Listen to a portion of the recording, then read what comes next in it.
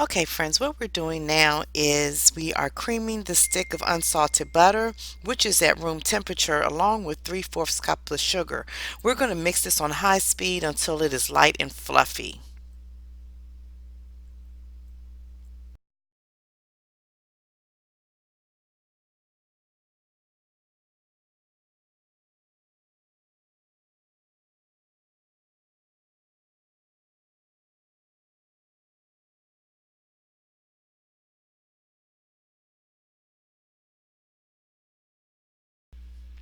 Okay, friends, we're still mixing. It hasn't been 3 minutes, but as you can see, it's starting to get fluffy. I'm scraping down the sides of the bowl, and I'm going to continue to mix until it gets to the consistency and the paleness that I'm looking for.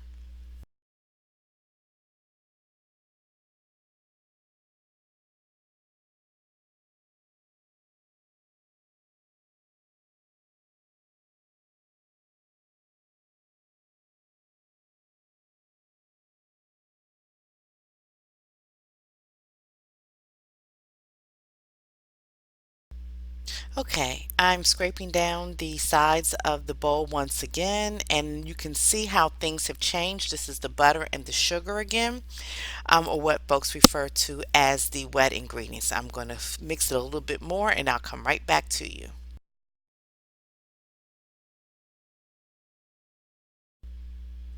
All right, so things are looking really good. At this point, I'm going to crack my eggs into the sugar and butter mixture. I'm going to crack one egg at a time and mix after each. That's just the way that I was taught. And after each egg, you just mix everything in very well. I'm getting ready to add the second egg, and I'm going to mix that well also.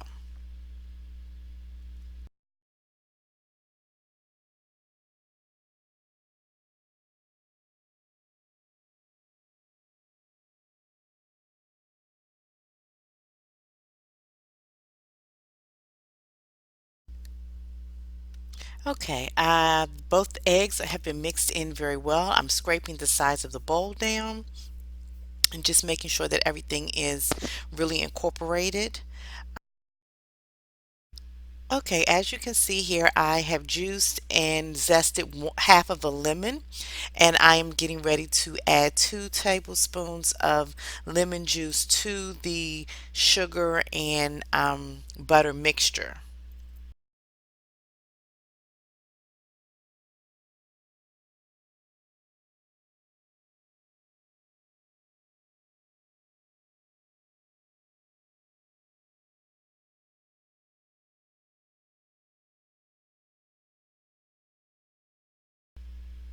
So there's the lemon juice and the lemon zest, and I'm getting every little bit out of that. And we're going to mix again, and this is mixing the lemon juice and the lemon zest together. And then we're going to get ready for the next steps. Okay, we're going to add a half a teaspoon of lemon extract. That's what you see me doing here. And then we're also going to add 2 teaspoons of vanilla extract. And then we're going to mix everything together again.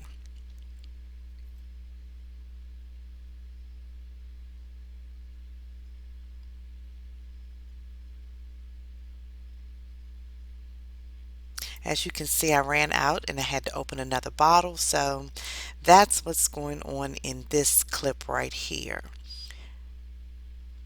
But we do what we have to do to make sure that we get all the flavorings that we're supposed to have in our bread.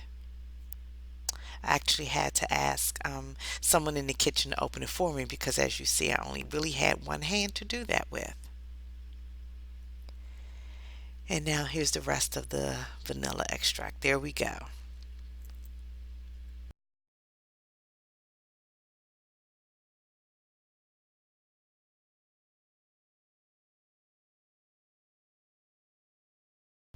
All right, next thing on deck is a 1/4 cup of sour cream. Once we get all of this into the mixing bowl, we will mix everything together until it is nice and smooth.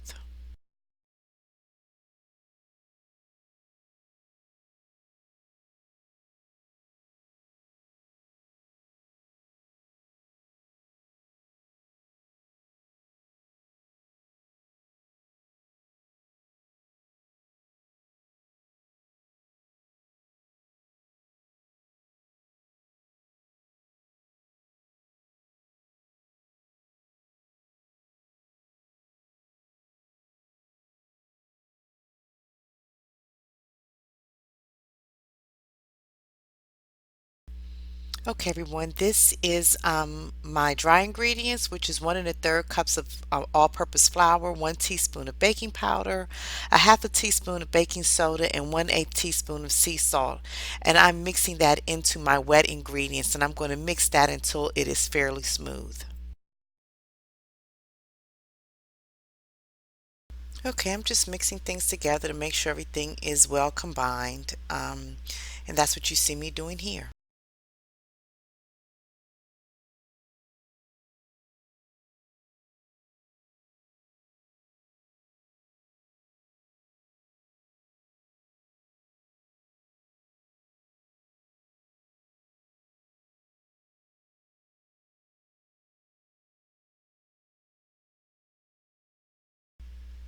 So now comes the good part. I'm going to add 6 ounces of blueberries to the mixture, and I am going to fold that in. I'm doing that so that the blueberries do not get crushed into the batter, and I don't want it to turn the batter purple or blue, and I don't want them to sink too far to the bottom of the bread as it bakes.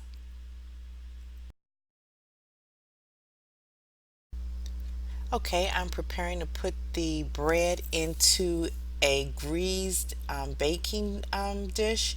I actually grease mine and also put parchment paper down, and I leave the parchment paper a little bit longer than the rest of the pan so that I can easily lift the bread out. You're going to see me here adjusting it because it's not sitting quite correctly here. And this is just my own personal aesthetic thing. I'm going to keep cutting it until I get it the way that I want. I don't want any lips on the bottom of the bread, so that's why I was making those adjustments.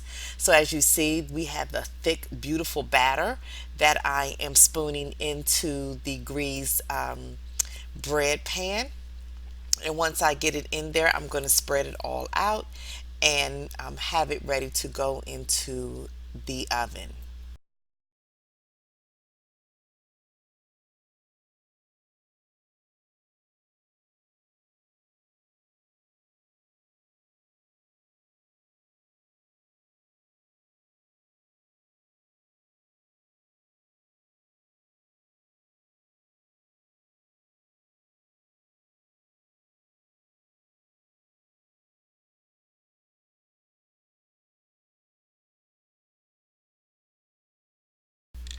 All right, I have gotten the batter into the cake pan and I'm sorry, into the bread pan, and I've banged it a couple of times on the counter, and I'm getting ready to prepare and put it into the oven, and I'm going to bake it at 325 degrees for about 50 minutes. I would suggest checking it as early as 40 minutes because everyone's ovens vary. As you can see, I am actually still adjusting my parchment paper because the parchment paper can start to burn a little bit. It won't catch on fire or anything, but it's just easier if you just do it like this. So I'll see you soon.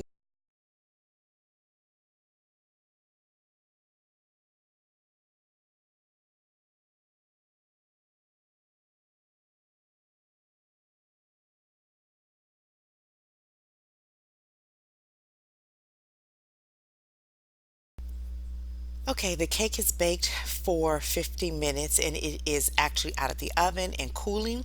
And while it is cooling, I am going to make the glaze for the bread.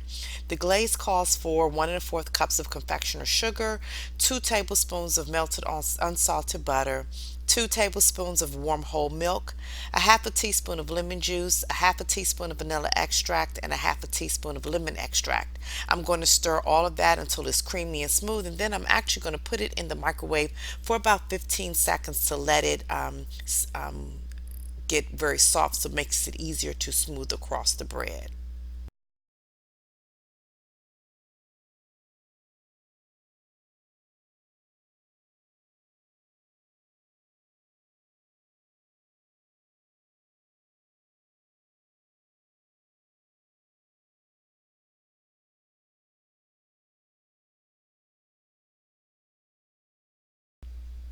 Here I'm adding the additional lemon juice from the other half of the zested lemon from earlier in the recipe, so that nothing is really going to waste here. So I'm going to add, I believe, a half a teaspoon of the lemon juice here, and then I'm going to end up mixing all of these things together so that we can have a delicious glaze.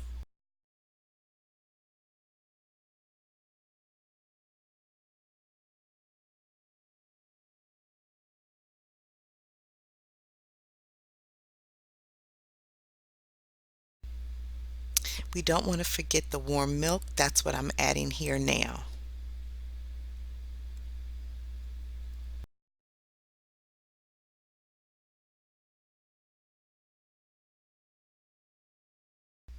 Okay, as you can see, I just added the butter, and we're going to stir all of this together and get ready to put it in the microwave.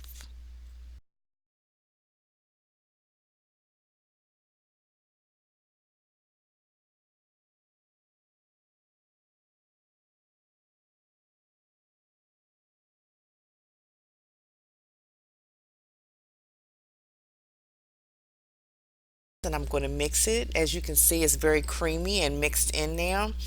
And then I'm going to step away and put it in the microwave for about 15 seconds so that it can loosen up even more and make it easier to drizzle on the bread. As you can see, I tasted a little bit of it and I thought it needed a little more lemon, so I added another squirt or two of the fresh lemon juice to the glaze.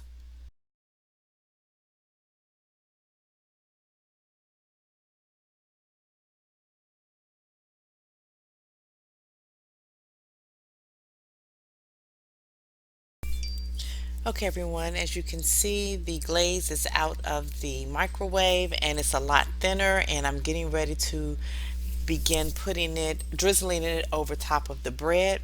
As you can see, the bread is there. Look at that big blueberry sticking out of the end. I'm just adjusting this so that it sits right on the plate. Still just stirring it so that it can be nice and smooth. And I am going to take the whisk and begin to just drizzle it on top.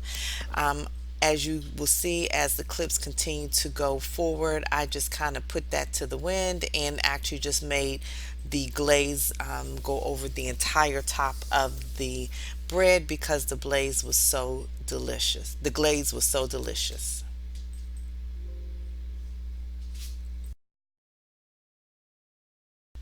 Okay, everyone, here is the finished product. This is the lemon blueberry bread that I saw on Charlie the Cook Andrews website. It was absolutely delicious.